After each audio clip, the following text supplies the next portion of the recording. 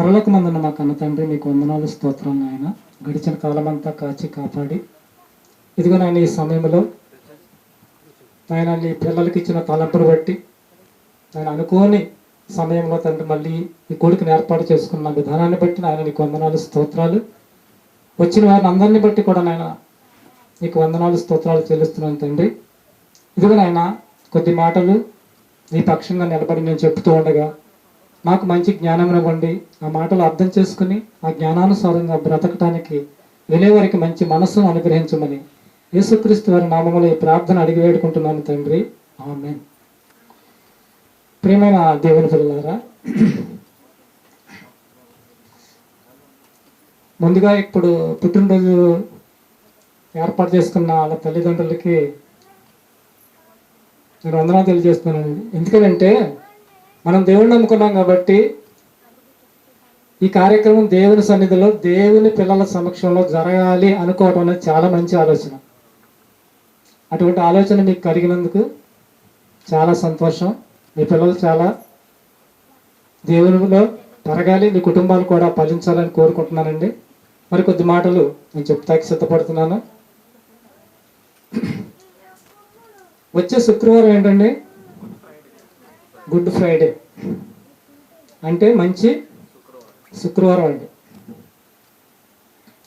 క్రైస్తవులందరికీ కూడా మరి ఒక విశేషకరంగా గుడ్ ఫ్రైడే అనేది జరుపుకుంటారు కూడా. అంటే ప్రపంచంలో ఉన్న మనుషులందరూ కూడా యేసుక్రీస్తు వారు ఈ ప్రపంచంలో ఉన్న మనుషులందరి కొరకు సిలువ వేయబడిన రోజండి. మనుషులందరూ రక్షించబడాలంటే యేసుక్రీస్తు వారు సిలువ వేయబడాలి అని ఈ సందర్భంగా పాటలు, ప్రార్థనలు, కొన్ని ప్రసంగాలు ఈ మధ్యన మనం చూస్తున్నామండి. చూస్తున్నాం.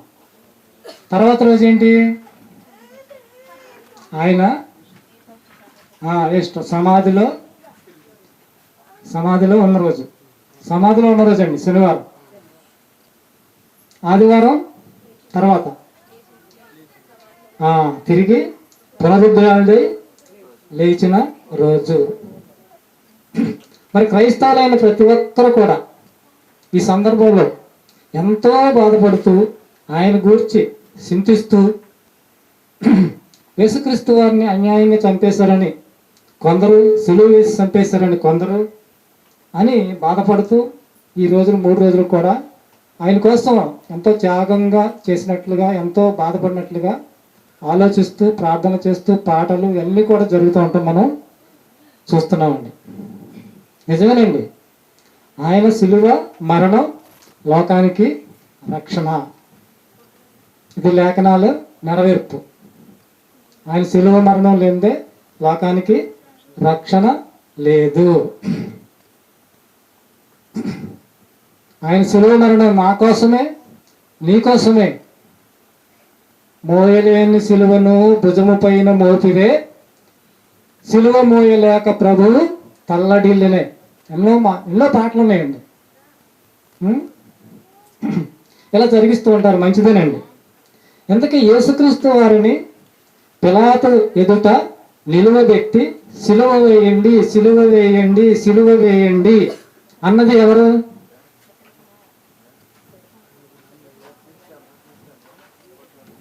ఎవరండి? యూదులండి. సిలువ వేయండి, సిలువ వేయండి అన్నది ఎవరంటే ఊరు. ఎందుకన్నారు? ఆయన ఎవరో తెలియదు, ఆయన దేవుని కుమారుడని తెలియదు, ఆయన రక్షకుడు, రక్షించడానికి వచ్చాడని తెలియదు, దేవుడు పంపగా వచ్చాడన్న సంగతి వారికి తెలియదు. మరి ఆయనను సిలువ వేసింది ఎవరు? వేయమని వీళ్ళు కేకలేశారు. సిలువ వేసింది ఎవరు? రోమా ప్రభుత్వపు అధికారులు, సైనికులు అనొచ్చు. వాళ్ళు ఎందుకు వేశారు సిలువ? వాళ్ళకు కూడా నేను తెలియదు. ఒక మాటలో చెప్పాలంటే వాళ్ళకు కూడా తెలియదు. సిలువ వేసి చంపేశారు. తెలియక, ఇదంతా తెలియకే కదా. ఆయన దైవ కుమారుడు అని తెలియదు, లోకాన్ని రక్షించడానికి తెలియదు. ఆయన వచ్చిన సంగతి ఏమి కూడా ఆ పరమార్థం తెలియక అందరూ కూడా సిలువ వేయండి సిలువ వేయండి అని చంపేశారు. ఎందుకన్నాడంటే ఇక్కడ సిలువ వేయండి, వాళ్ళకేం తెలియదు. అప్పుడు ఏమన్నా యేసుక్రీస్తు వారు సిలువ మాట్లాడే ఒకటే మాట, తండ్రి వీరేమి చేయుచున్నారో వీరు ఎరుగరు కనుక వీరిని క్షమించు. అంటే ఇక్కడ ఎవరు మాట్లాడినా, ఎవరు ఏమి చేసినా, తిట్టినా, కొట్టినా, హింసించినా వీళ్ళందరికీ ఏమీ తెలియదు. ఒక మనిషిని ఒక అసూయతో చంపేస్తున్నా, ఇతను వ్యతిరేకంగా మాట్లాడుతున్న భావన తప్ప వీళ్ళెవరికి కూడా లోకరక్షకుడు, దైవ కుమారుడు అన్న సంగతి తెలియదు. అసలు ఆయన రోమ ప్రభుత్వ సైనికులకు అప్పగించింది ఎవరు? అప్పగించింది ఎవరండి? తెలుసు కదా ఎవరు అప్పగించింది? ఇస్కరియోతు యోధా. ఇస్కరియోతు యోధా. ఎందుకు అప్పగించాడు ఈయన? 3.5 సంవత్సరాలు ఆయనతో ఉండి ఆయనతో సాహసం చేసి రోమ ప్రభుత్వానికి ఎందుకు అప్పగించేశాడు ఈయన? ఈయనకి ఆయన ఎవరో అర్థం కాలేదు. ఆయనతో ఉంటున్నాడు, ఆయన దేవుడని దేవునికి తెలిస్తే అప్పగించడు కదా, తర్వాత అర్థం చేసుకోవచ్చు. కానీ ఆయన కూడా తెలియకే అప్పగించేశాడండి. ఆయన ఎవరో తెలియదు, ఆయన జ్ఞానమైన మాటలు అర్థం చేసుకోకుండా ఆయన్ని అప్పగించే స్థితిలో యోధా చేసిన పని. ఇటువంటి పరిస్థితుల్లో అంటే 3.5 సంవత్సరాలు యేసుక్రీస్తుతో పాటు ఉండి ఆయన ఎవరో తెలియని పరిస్థితి కూడా ఉంటుందా? ఉంది కదా. 15 సంవత్సరాలు అయింది బాప్తిసం పొంది నేను అన్నారు కొంతమంది, 20 సంవత్సరాలు అయింది అంటారు. మరి వీళ్ళందరికీ ఆయన ఎవరో ఏంటో ఆయన చెప్పినట్లుగా బ్రతికి పరలోకం ప్రతి ఒక్కరు చేరగలుగుతున్నారా? క్రైస్తవులు ఇప్పుడు ఎవరో రోమా సైనికులకు తెలియదు, యూదులకంటే వాళ్ళకి తెలియదు, కేకలు వేశారు సిలువ వేయమని. ఇస్కరియోతు యోధాకి తెలియకపోవడం ఏంటి? 3.5 సంవత్సరాలు ఆయనతో ఉండి ఆయన అప్పగించేశాడంటే ఏమంటే ఎంత దౌర్భాగ్యపు స్థితి అండి. అటువంటి స్థితి క్రైస్తవులు అనబడే వారికి ఎవరు మాట్లాడినా, దేవుడి ప్రసంగాలు వింటున్నాం, బైబిల్ చదువుతున్నాం, మనం పడిపోయే స్థితి, దేవుణ్ణి అప్పగించే స్థితి, దేవుణ్ణి సిలువ వేసే స్థితి అనేది ఉండకూడదండి. ఒకసారి సిలువలో దొంగని జ్ఞాపకం చేసుకోండి. 2 గంటల్లో మార్పు చెందిన పరదేశకి వెళ్ళిపోయిన పరిస్థితి కనపడుతుంది. 3.5 సంవత్సరాలు ఆయనతో తిరిగి నరకానికి జారిపోయి నరకానికి వెళ్ళిపోయిన పరిస్థితి ఈయింది.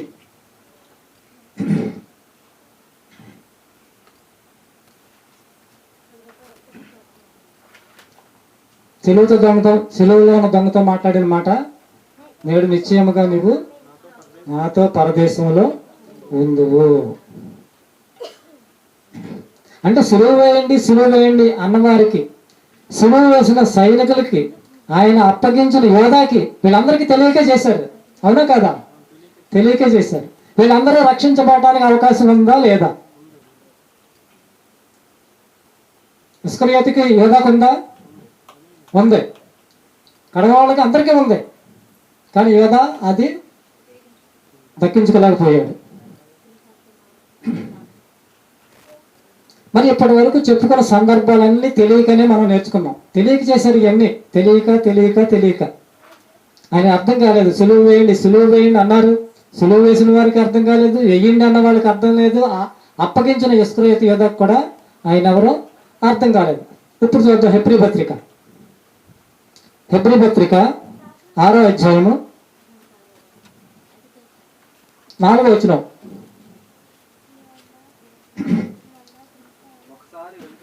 ఒక్కసారి వెలిగింపబడి పరలోక సంబంధమైన వరమును రుచి చూచి పరిశుద్ధాత్మలో పాలువారిమై, క్రైస్తవుల గురించి రాయించిన మాట. ఒక్కసారి వెలిగించబడ్డాం వాక్యం ద్వారా, రక్షకుడని తెలుసుకున్నాం, దేవుడని తెలుసుకున్నాం, పరిశుద్ధాత్మ అనే వరాన్ని పొందుకున్నాం. తర్వాత ఒకసారి తెలుసుకున్నామండి, దేవుళ్ళకి వచ్చేసాం. తెలుసుకున్న తర్వాత ఆ మహాకృపను బట్టి, దేవుని మహాకృప, మనకన్నా గొప్పవాళ్ళు తెలియగల వాళ్ళు ఉన్నారు, కానీ మనం ఎందుకు తెలుసుకున్నాం? ఆయన ఆకర్షణకు మనం లోనయ్యామండి. చాలామంది చెప్తున్నాం మాటలో అర్థం కావట్లా, ఆకర్షణలోకి రావటల్లా. మనకు ఆ భాగ్యం దక్కింది. మనం ఒకప్పుడు అక్కడ జీవిస్తున్నాం, చీకటిలో పాపంలో జీవిస్తున్నాం. పాపంలో జీవిస్తున్న మనల్ని ఆకర్షించుకొని పరలోక సంబంధమైన వరమును రుచి చూపించి పరిశుద్ధాత్మతో ఆ వరమును మనం పొందుకున్న తర్వాత, క్రైస్తవులైన ప్రతి ఒక్కరు కూడా పరిశుద్ధాత్మని వరములు పొందుకుంటామని చెప్తున్నారు, రుచి చూసామని చెప్తున్నారు. దేవుడంటే ఎవరో తెలుసుకున్నాక, పరలోకం గురించి ఆ వైభవాన్ని కూడా తెలుసుకున్న తర్వాత, పరిశుద్ధాత్మలో నడిచి, వాక్యం ప్రకటించి, వాక్యం బోధించి, పాటలు పాడి కొంతకాలం బ్రతికి దేవుని వాక్యమును రాబో యుగ సంబంధమైన శక్తుల ప్రభావమును అనుభవించిన తర్వాత తప్పిపోయిన వారు తమ విషయములలో దేవుని కుమారుని మరలా సిలువ వేయుచున్నారు. ఎలా సిలువ వేయుచున్నారు? బాహాటముగా సిలువ వేయుచున్నారు. వాళ్ళకి తెలియదు అనుకున్నాం, తెలియక చేశారని అనుకున్నాం. ఇప్పటి వరకు మనకు తెలిసిందా? క్రైస్తవులందరికీ తెలిసి బాప్తిసం తీసుకుంటున్నారా, తెలియకుండా తీసుకుంటున్నారు? దేవుడి కొరకు బ్రతకాలని తీసుకుంటున్నారు, పాపం చేయకూడదని తీసుకుంటున్నారు. బతికినంతకాలం నువ్వు చెప్పినట్లుగా జీవిస్తాను, వాక్య ప్రకారం బతుకుతానని వాగ్దానం చేసి మరి తీసుకుంటున్నారు. అటువంటి వాళ్ళు మళ్ళీ పాపం చేస్తే, లోకంలో పడిపోతే, అటు వారిని మరలా నూతన పరచుట అసాధ్యం అంటండి. ఎంత భయంకరమైన మాట చూడండి. దేవుళ్ళకి వచ్చి దేవుడి గురించి తెలుసుకొని పరిశుద్ధాత్మ వరమును పొందుకొని ఒకవేళ మళ్ళీ నువ్వు లోకంలో కానీ కలిసిపోతే, అన్నీ తెలిసిన తర్వాత అటు వారిని నూతన పరచుట అసాధ్యం అంటండి. అంటే అసాధ్యం అంటే ఇక జరిగే పని కాదు. మళ్ళీ నిన్ను ఆకర్షించుకోవాలా దేవుడు? కుదరదండి. అసాధ్యం అని దేవుడే చెప్పేస్తున్నాడు. చూసారా ప్రియులారా? అన్నీ తెలుసుకొని, దేవుడు తెలుసు, పరలోకం తెలుసు, పాపం గురించి తెలుసు, ఫలించాలని తెలుసు, వాక్యం ప్రకారం బ్రతకాలని తెలుసు, బ్రతకపోతే నరకం అని తెలుసు, అన్నీ తెలుసు. ఆత్మఫలాలు ఫలించాలని తెలుసు, పాపాన్ని విడిచిపెట్టాలని తెలుసు, కోపాన్ని విడిచిపెట్టాలని తెలుసు, బూతులు మాట్లాడకూడదని కూడా తెలుసు. అన్నీ తెలిసిన తర్వాత నీవు కానీ నేను కానీ ఏ క్రైస్తవుడైనా సరే తప్పిపోతే అట్టి వారిని నూతన పరచట అసాధ్యం అంటండి. అసాధ్యం. చాలా భయంకరమైన పరిస్థితి అది. దేవుళ్ళకి రాకుండా ఉన్నా పర్వాలా, అది మాత్రం చాలా భయంకరమైన పరిస్థితి. మొదటగా మనం చెప్పుకున్నాం, వారు తెలియక చేశారు. అన్నీ తెలుసుకొని కొంతకాలం దేవుల్లో బ్రతికిన తర్వాత కూడా మనం తప్పిపోతే నూతన పరచడం అనేది అసాధ్యం అని దేవుడే చెప్తున్నాడండి. ఒకప్పుడు మనందరికీ తెలియదు, తెలియని స్థితి. కాబట్టి ఆ తెలియని స్థితిలో ఉన్న మనల్ని దేవుడు మహాకృప చేత ఆయన ఆకర్షణ మన మీదకి వచ్చింది. మళ్ళీ దేవుడు తప్పిపోతే ఆకర్షించుకునే ఆలోచన మాత్రం ఉండదు.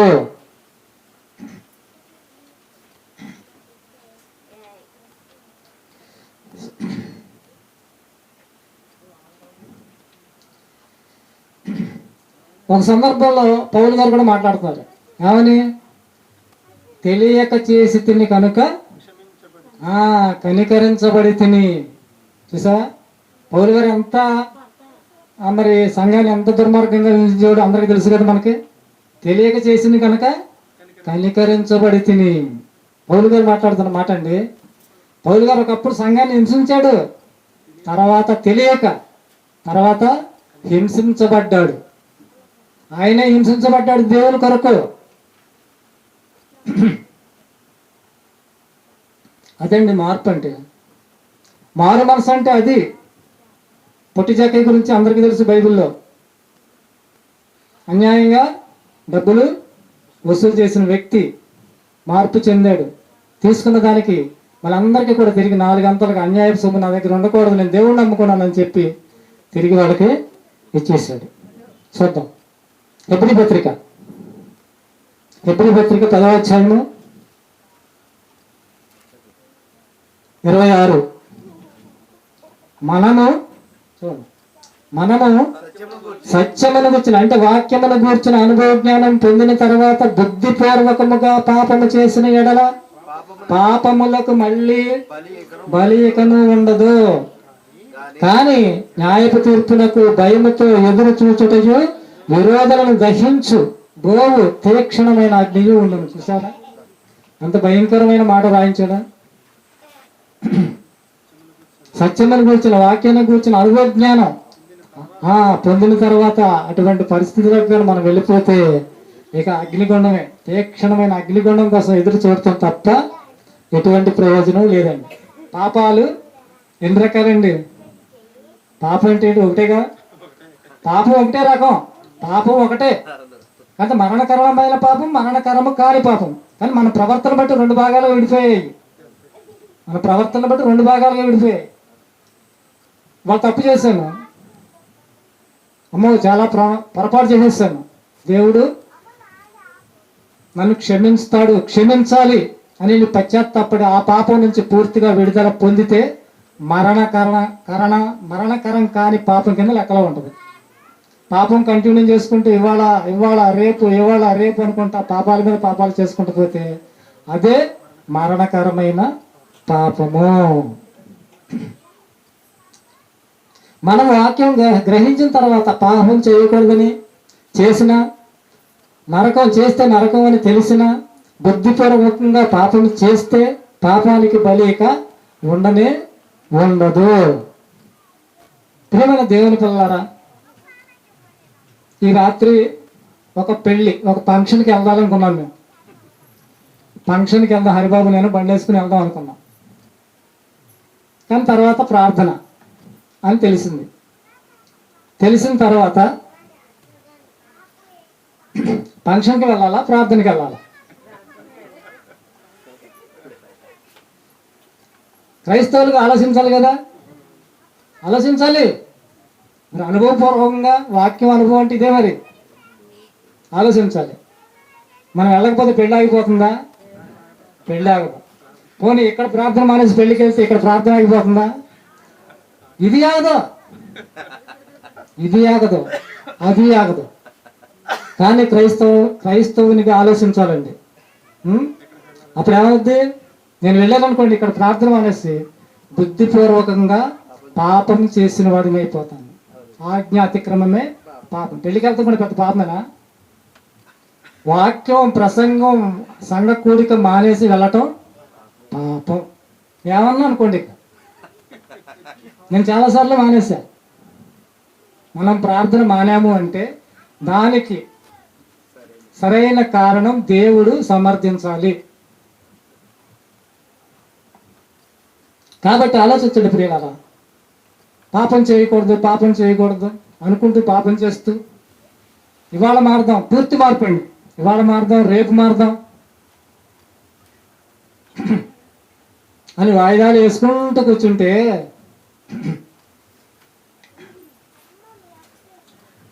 దేవుని విషయంలో మనం వాయిదాలు వేయగలం. కానండి దేవుడు మనకిచ్చిన ఆయుష్ విషయంలో ఎటువంటి వాయిదాలు కూడా వేయడండి.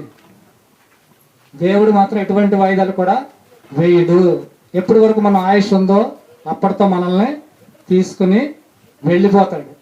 కాబట్టి రేపు ఎల్లువని కాదు, కొద్ది పాపం అని కాదు, చిన్న పాపం అని కాదు, ఇవాళని కాదు, రేపని కాదు, ఎట్టి పరిస్థితుల్లో కూడా పాపంలోకి మనం వెళ్ళకూడదు.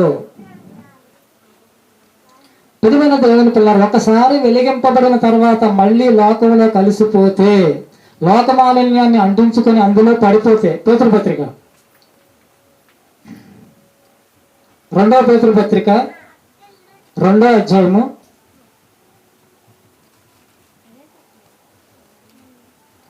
20వ వచనం ముందు చదవండి. 2వ పేతురుపత్రిక 2వ అధ్యాయం 20వ వచనం. వారు ప్రభువును రక్షకుడైన యేసు క్రీస్తు విషయమైన అనుభవ జ్ఞానము చేత ఈ లోక మాలిన్యములను తప్పించుకొనిన తర్వాత మరలా వాటిలో చిక్కపడి వాటి చేత జయింపబడిన ఎడల వారి కడవరి స్థితి మొదటి స్థితి కంటే మరి చెడ్డదనండి. లోకంలో కలిసిపోయి లోకంలో ఉన్న ఆశల ద్వారా, లోకంలో ఉన్న పాపం ద్వారా, దాని ద్వారా నువ్వు జయించబడిపోతే మన స్థితి ఇక చాలా చెడ్డదైపోతుంటండి, చాలా చెడ్డదగును. తప్పించుకున్న తర్వాత ఏమండి క్రీస్తు విషయమైన అనుభవ జ్ఞానము చేత, క్రీస్తు విషయమైన అనుభవ జ్ఞానము చేత లోక మాలిన్యములను తప్పించుకున్న తర్వాత, ఒకప్పుడు తప్పించుకున్నావు, పరిశుద్ధుడిగా బ్రతకటం నేర్చుకున్నావు, తర్వాత మరలా వాటిలో చిక్కబడి ఒకవేళ వాటి చేత మళ్ళీ నువ్వు జయించబడితే తాగుడు మానేశావు దేవుళ్ళకి వచ్చాక, లేకపోతే ఇంకోటి మానేశావు, తర్వాత తర్వాత తర్వాత ఏదో సందర్భంలో ఎవరో స్నేహితులు, ఎవరో ఏదో ఇంట్లో కష్టాలు ఏదో మళ్ళీ స్టార్ట్ అయ్యింది అనుకున్నాను. ఆ బలహీనత అదే అదే బలహీనత. మన పులి కథ చెప్పాడు కోటేశ్వరరావు గారు. పులి పిల్లని తీసుకొచ్చి పెంచుకుంటే పెద్దయ్యాక చంపేసిందండి కుమారుణ్ణి. పెరిగాక అలాగే పాపం కూడా పెరిగి పెరిగి పెరిగి పెరిగి మనల్ని నరకానికి, అందుకనే మన స్థితి చెడ్డదైపోతుంటండి. బాప్తిసం పొందినప్పుడు ఉన్న సంతోషము, బాప్తిసం ఉన్నప్పుడు ఉన్న ఆనందము, ఏమండి అంత ఉత్సాహము మనకు పర్వాలేదండి. చక్కని బోధ అనేక మంది క్రైస్తవుల్లో ఉంటుందండి. ఎవరు తృప్తికరంగా నేను దేవుళ్ళు ఉన్నాను అనలేకపోతున్నారు. ఆ రుచి తెలియట్లేదు వాళ్ళకి చెప్పేవాళ్ళు లేరు. ప్రియమైన దేవుని పిల్లారా, వారు నీతి మార్గమును అనుభవపూర్వకంగా తెలుసుకొనిన తమకు అప్పగింపబడిన పరిశుద్ధమైన ఆజ్ఞను నుండి, అప్పగించబడిన వాక్యం అండి, ఆజ్ఞ, దేవుడిచ్చిన ఆజ్ఞ తొలగిపోవడం కంటే అసలు ఆ మార్గం ఎరగక ఉండటే వారికి యేసుక్రీస్తు మార్గంలో అసలు తెలియకుండా ఉంటేనే మేలంటండి. హాయిగా లోకంలో బ్రతికి హాయిగా చచ్చిపోయిన తర్వాత నరకానికి వెళ్ళిపోవచ్చు. అందుకే అంత కఠినంగా రాస్తున్నాడు. కాబట్టి ప్రియమైన దేవుని ద్వారా క్రీస్తు మార్గంలోకి అలాంటప్పుడు రాకుండా ఉంటేనే మేలు అన్నాడంటే ఎంత జాగ్రత్త కలిగి ఉండాలో మనం. ఇంకా తప్పిపోయిన వారి గురించి దేవుడు అసలు అంత అవమానకరమైన మాటలు మాట్లాడుతున్నాడు చూడండి. కుక్క తన వాంతికి తిరిగినట్లు, కడిగిన పంది మళ్ళీ బురదలోకి వెళ్ళి దొల్లినట్లు. అబ్బా సామెత. పంది ఎంత అక్కడికి వెళ్తుంది, మళ్ళీ బురదలోకి వెళ్తుంది. కుక్క కక్కిన దాన్ని తింటాకి వెళ్తుంది అండి. ఎంత అసహ్యకరమైన జీవితం అని దేవుడు చెప్తున్నాడు, అర్థం చేసుకోవాలి. కాబట్టి ప్రియమైన దేవుని పిల్లారా, ఎవరో రోమా సైనికులు చంపేశారు, అన్యాయంగా సిలువలు వేసేశారు, ప్రభువును సిలువ వేశారు, హింసలు పెట్టారు, కష్టాలు పెట్టారు, బాధలు పెట్టారు, అమ్మో అమ్మో అని బాధపడతాం కాదు. కానీ మన జీవితం యేసుక్రీస్తు వారిని సిలువ వేయకుండా, మనం పాపం చేయకుండా ఉండగలుగుతున్నామా లేదా అన్నది ప్రతి క్రైస్తవుడు ఆలోచించుకుని బ్రతకవలసిన పరిస్థితి. ప్రియమైన దేవుని పిల్లలారా, ఆలోచన చేయండి. ఆనాడు యేసుక్రీస్తు ప్రభువును పిలాతు ఎదుట నిలువబెట్టి యూదులతో అంటున్నాడు. పిలాతు గారు ఏమన్నాడు, ఈ పండుగ సందర్భంలో నేను ఒకరిని విడిచిపెట్టే ఆనవాయితీ ఉంది కదా, ఒక ఆనవాయితీ ఉంది. బరబ్బా ఉన్నాడు బందిపోటు దొంగ, యేసు బందిపోటు దొంగ. వీళ్ళిద్దరిలో ఆయనకి ఇష్టం లేదు యేసు ప్రభుని ఇబ్బంది పడతాయి. ఈయన దగ్గర ఎటువంటి దోషం కనిపించాల. ఇబ్బంది లేక ఎంత ట్రై చేసినా మాకు ఎవరు కావాలి, బందిపోటు దొంగ బరబ్బాయే కావాలి, బరబ్బాయే కావాలి, బరబ్బాయే కావాలి. మరి యేసుని సిలువ వేయండి, సిలువ వేయండి, సిలువ వేయండి. ప్రియమైన దేవుని పిల్లలారా, యేసుని మాత్రం సిలువ వేయండి, సిలువ వేయండి. ఇది వాళ్ళంతా కూడా తెలియక వేసిన కేకలు, తెలియక చేసిన చేష్టలని మనం ఇప్పటి వరకు వాళ్ళందరూ తెలియక చేశారని మనకు తెలుస్తుంది. ఇప్పుడు తెలిసి మనం బాప్తిసం పొందాం, దేవుడని తెలుసుకున్నాం, దైవ కుమారుడని తెలుసుకున్నాం, దేవుడు మార్గం తప్పితే భయంకరమైన పరిస్థితిని తెలుసుకున్నాం, పాపం చేస్తే నరకమని తెలుసుకున్నాం. మనం సిలువ వేయకూడదు. సిలువ వేయటం ఏంటి? ఈ రోజున బాప్తిసం తీసుకొని పాప క్షమాపణ పొంది పాపం చేస్తే ఆయనను బాహాటంగా మళ్ళీ సిలువ వేసినట్లే. కాదంటారా? సిలువ వేసినట్లే. నేను ఎవరైనా సరేనండి, అబద్ధం ఆడితే, దేవుళ్ళకి వచ్చిన అబద్ధ సాక్ష్యం పలికితే సిలువ వేసినట్లే. లేని అలవాటు సారా వదిలిపెట్టేసావు ఒకప్పుడు, మళ్ళీ ఆ సారాయి అలవాటు నువ్వు తాగి మళ్ళీ తాగుడికి అలవాటు పడేవనుకో సిలువ వేసినట్లే. దొంగతనం చేసావనుకో సిలువ వేసినట్లే. వ్యభిచారం చేసినా సిలువ వేసినట్లే. ఎన్ని వదిలేసావు ఒకప్పుడు, మళ్ళీ సిలువ వేయటువంటిదే. దేవుని వాక్యానికి విరుద్ధంగా ఆజ్ఞను అతిక్రమించి ఏ పాపము చేసినా సకల దుర్నీతి పాపమే అన్నాడు. ఎటువంటి పాపమైనా, చిన్న పాపమైనా సరే, ఏది చేసినా దేవుణ్ణి, ప్రభువుని మళ్ళీ మనం బాహాటముగా సిలువ వేసినట్టు. ఒక్క మాటలో చెప్పాలంటే, దేవుళ్ళలోంచి తొలగిపోయి లోకంలో కలిసిపోయి నీ ఇష్టానుసారంగా బతికితే దేవుణ్ణి మళ్ళీ సిలువ వేసినట్లేనండి. ఆనాటి యూదులు కేకలు మాత్రమే వేశారు, సిలువ వేయండి, సిలువ వేయండి. మరి క్రైస్తవులైన ప్రతి ఒక్కరు సిలువ వేయకుండా ఎంతమంది దేవుడి కొరకు బతుకుతున్నారు? ప్రతి ఒక్కరు బ్రతకాలన్నది దేవుడి కోరిక. మనం అందరం కూడా బతుకుతాం. మనం వింటున్న బోధ చక్కని బోధ, మనం నేర్చుకున్న వాక్యం యథార్థమైన వాక్యం. ఈ వాక్యంలో మనం వెదుగుతూ పాపాన్ని విడిచి పరిశుద్ధంగా బ్రతుకుతూ యేసుక్రీస్తు వారిని మళ్ళీ సిలువ వేయకుండా ఆయన సంతోషపెట్టి, తండ్రిని సంతోషపెట్టే మంచి జీవితం మనం జీవించి మన అందరం పరలోకం చేరాలని ఈ కొద్ది మాటలు నేను ముగిస్తున్నానండి. ప్రార్థన చేసుకుందాం. మహాపరిశుద్ధుడు అయిన తండ్రి, నీకు వందనాలు, స్తోత్రాలు నాయన. ఇదిగో తండ్రి, 2000 సంవత్సరాల క్రితం తండ్రి లోక రక్షణార్థమే నీ కుమారుని ఈ లోకానికి పంపావు తండ్రి. ఇదిగో నాయన, ఆనాటి యూదులు కానివ్వండి, సిలువ వేసిన వారు కానివ్వండి తండ్రి, తెలియక చేశారు అని వాక్యం ద్వారా మేము తెలుసుకున్నాం. కానీ వాళ్ళకి మళ్ళీ పశ్చాత్తాపం చెంది తప్పు చేసావంటే మళ్ళీ రక్షణ భాగ్యం వాళ్ళకి పొందే అవకాశం ఉన్నది. కానీ రక్షించబడిన నీ పిల్లలుగా బ్రతుకుతున్న క్రైస్తవులమైన ప్రతి ఒక్కరూ కూడా తండ్రి, నీ కుమారుని సిలువ వేస్తున్నారని వాక్యం ద్వారా నువ్వు మాట్లాడవు తండ్రి. అటువంటి స్థితిలో మేము ఉండకుండా తండ్రి, మా భక్తిని యథార్థంగా కాపాడుకుంటూ మమ్మల్ని మేము నాయన మా ఆత్మను రక్షణలో యథార్థంగా కొనసాగుకుంటూ తండ్రి, నీ వాక్యాన్ని అనేక మందికి తెలియచెప్తూ మా బ్రతుకులు నాయన నీ సన్నిధిలో కడవరకు నీ కొరకు బ్రతికి పరలోకం చేరే ధన్యకరమైన భాగ్యం మా అందరికీ అనుగ్రహించమని ఈ ప్రార్థన మీ కుమారుడు, మా రక్షకుడు, మా ప్రభు అయిన యేసుక్రీస్తు వారి నామములో ఈ ప్రార్థన అడిగి వేడుకుంటున్నాము తండ్రి. ఆమేన్.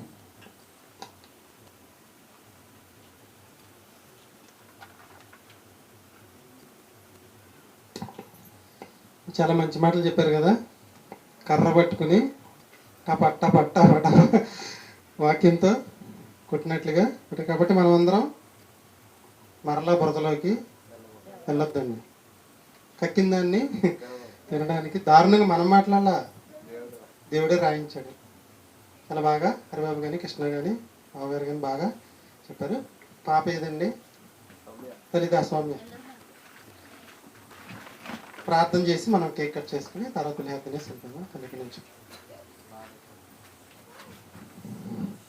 పాప గురించి మన మధ్యలో ఉన్న సర్వేశ్వర బాబు గారు ప్రార్థన చేస్తారు. ప్రార్థన చేసిన తర్వాత కేక్ ఆయన కట్ చేసి పెడతారు. తర్వాత తల్లిదండ్రులు, తర్వాత అందరూ కూడా ప్రార్థన చేయండి.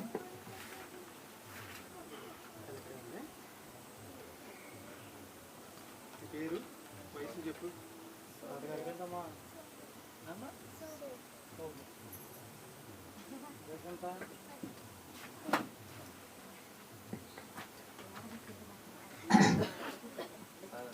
పాప గురించి ప్రార్థన చేస్తున్నామండి.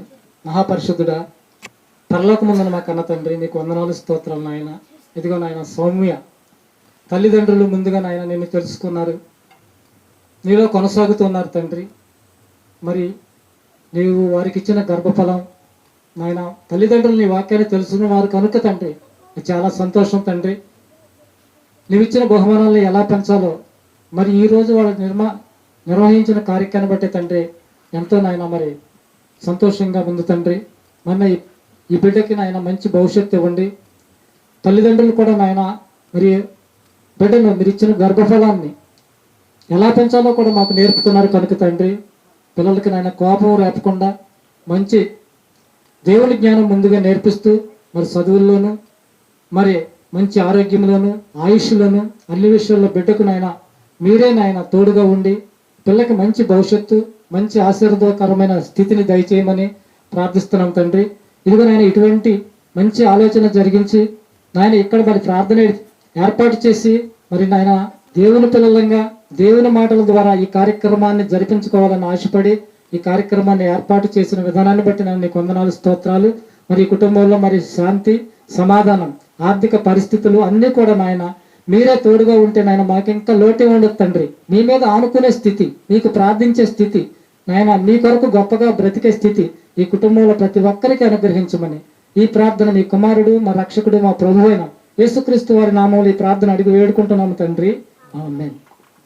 మా పిల్లలందరూ వచ్చేయండి ఖాళీ చేసేస్తున్నది.